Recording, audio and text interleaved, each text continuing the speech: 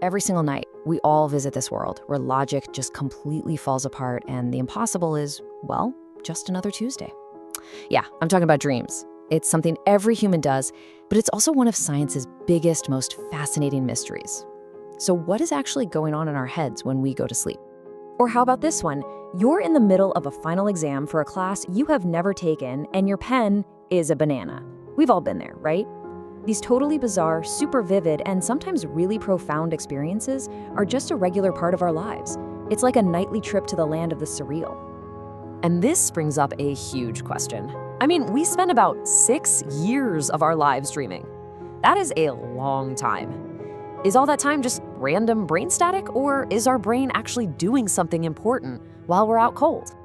And that gets us to what you could call the dream paradox. On the one hand, our dreams can feel so important, like they're giving us some deep insight. But on the other hand, they're often completely, utterly bonkers. So how can they be both meaningful and just nonsensical at the same time? Well, that's the exact puzzle we're going to piece together. Okay, first up, let's dig into the why. If dreams aren't just random neural fireworks, what are they actually for? What purpose do they serve? Well, the way scientists see it now, dreaming is anything but random. It's actually a super productive time where your brain is doing all this critical maintenance that it just can't get done when you're awake and busy. So what kind of work are we talking about? Let's check out the big theories. The first big idea is memory consolidation. I want you to think of your brain as a librarian at the end of a crazy busy day. It's taking all the information you gathered, conversations, things you learned, new skills, and it starts sorting. The important stuff, that gets carefully cataloged and filed away for long-term storage. But all the trivial junk, that goes right into the recycling bin. Next, we've got emotional regulation. This is basically your brain's own built-in overnight therapy session. So let's say you had a really stressful argument during the day. Dreaming lets you replay the emotions from that event, but in this bizarre, disconnected way. And that process helps take the sting out of the memory, so you can wake up feeling a little more clear-headed about the whole thing. And then there's this third really fascinating theory, threat rehearsal. The idea here is that our dreams are like an ancient virtual reality simulator. You know those classic anxiety dreams? Being chased, falling, showing up totally unprepared? That might just be your brain running emergency drills. It's a safe place to practice your fight or flight instincts, so if you ever do face a real threat, you're just a tiny bit more ready. So, you see, dreaming isn't just one thing. It's like a mental Swiss Army knife. It's organizing our memories, it's processing our feelings, and it's helping us practice for life's challenges. And these jobs aren't totally separate either. They all mix together. A dream might rehearse a future threat by using a past memory, all while dialing down the anxiety that's attached to it. Pretty cool, right? Okay, so we've established that dreams have a purpose. That's great. But that still doesn't explain why your childhood goldfish was suddenly giving you stock tips last night. So now let's get into the science of why dreams are so wonderfully weird. And here's the absolute key to the whole thing. The weirdness isn't a glitch. It's not a bug in the system.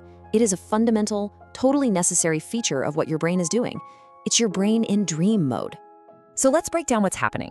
During REM sleep, the part of your brain that handles logic and impulse control, that's your prefrontal cortex, it basically just takes a break. It powers down. At the exact same time, the parts of your brain that control emotion and memory, the amygdala and hippocampus, are fired up and going wild. So what's the result? You get this incredibly emotional, memory-fueled story, but with no rational editor in the room to say, hey, that makes no sense. So now we've got the two big pieces of our puzzle, the purpose of dreams and the sheer absurdity of them. Let's bring them together and see how they fit. And this is the twist. The absurdity isn't just a weird side effect of what the dream is trying to do. The absurdity is the purpose. The strangeness is what lets the dream get its job done. Just think about it for a second. With that logical editor offline, your brain is free to make connections it would never make when you're awake. It can link a memory from your childhood to a problem you're having at work. It can mash two totally different ideas together to create something brand new. This chaotic, creative playground is the perfect place for out-of-the-box problem solving and for looking at emotional stuff from a totally new and way less threatening angle. I think that's just a perfect way to put it. Dreams aren't nonsense at all. They're this incredible automatic masterpiece of creative problem solving that your brain paints every single night, using the messy, chaotic, beautiful canvas of your own life. So next time you wake up from some totally bizarre dream, don't just brush it off. Remember that your brain was just working hard, filing away memories, soothing your emotions, and maybe, just maybe, solving a problem you didn't even know you had. It turns out that some of your mind's greatest work happens when you're not even aware of it. Which really only leaves one question. What will you create tonight?